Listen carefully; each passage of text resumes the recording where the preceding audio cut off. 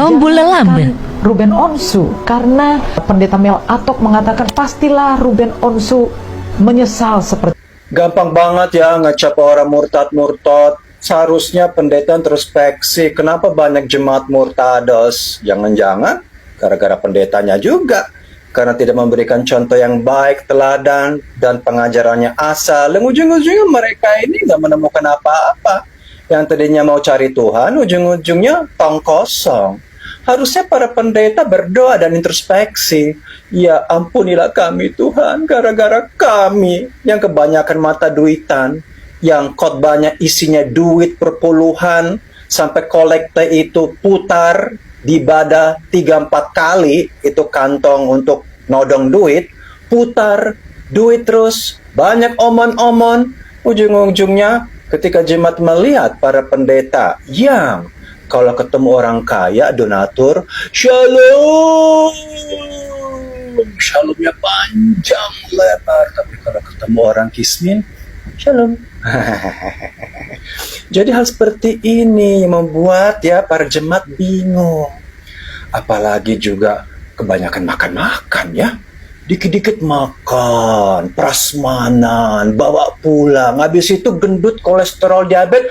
Tuhan, kenapa aku sakit? Kebanyakan makan kayak kebo. Makanya kolesterol, gula naik. Habis itu mujizat, mujizat. Ada kutil, mujizat.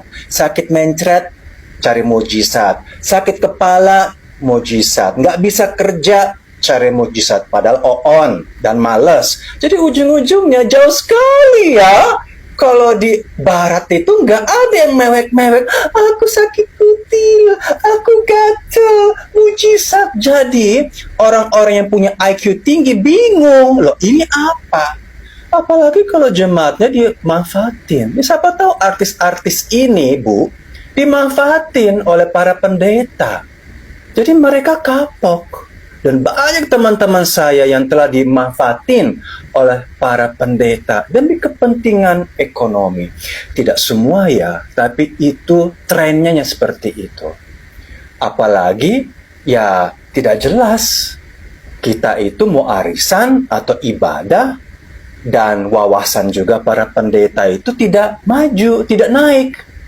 Yang dikhotbah cuma surga neraka, surga neraka, surga neraka, masuk surga turun neraka, itu dia bolak-balik.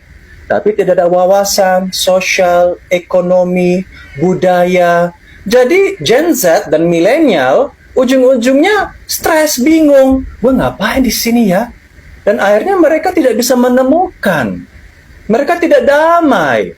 Dan akhirnya mereka mencari jalan sendiri. Jadi jangan kita bisa mengatakan bahwa mereka itu murtad. Mereka belum menemukan jalannya bagi mereka. Akhirnya mereka menemukannya karena mungkin melihat di dalam tempat di mana dia beribadah nggak dapat apa-apa. Salahnya siapa? Ya pemimpin.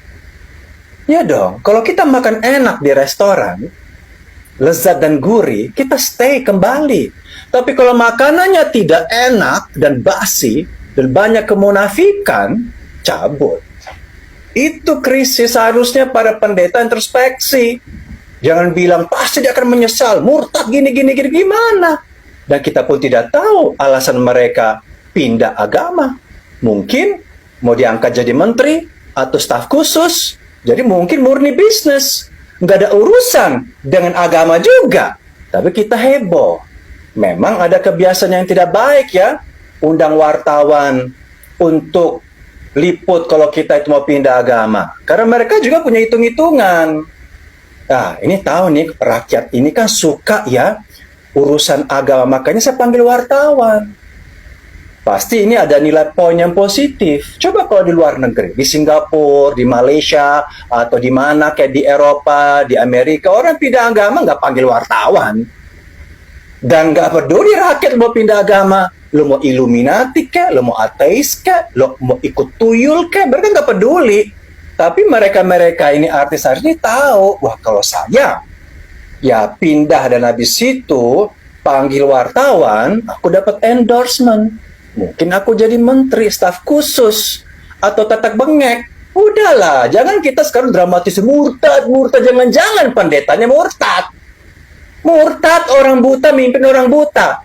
Ya pasti masuk jurang. Di situ, itu namanya orang gentleman, orang yang rohaniawan seperti itu. Jadi perantara antara Tuhan dan jemaat Tuhan. Mungkin karena salah saya, salah kami. Terlalu asik cari uang di gereja.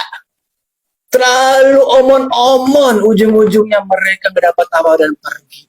Karena ini fenomena loh. Jadi saya nggak setuju kalau kalian menyalahkan artis-artis ini dan gampang ngatain mereka murtad. Saya nggak suka seperti ini. Lo siapa? Yang berhak mengatakan kita murtad atau tidak Tuhan sendiri, bukan manusia. Sekalipun pendeta tidak bisa, karena kita tidak tahu ujung ceritanya seperti apa nanti. Jangan-jangan kita, para pendeta, bakal ketinggalan. Dan mereka yang murtad itu katanya justru di akhir perjalanan mereka sungguh bertobat. Jadi jangan main-main. Aku nggak suka gini-gini ya. Menghakimi orang murtad-murtad. Pret. Udahlah. Sekarang mendingan makan aja prasmanan itu ya. Makan tuh prasmanan, bawa pulang kantong kreseknya. Nggak jelas.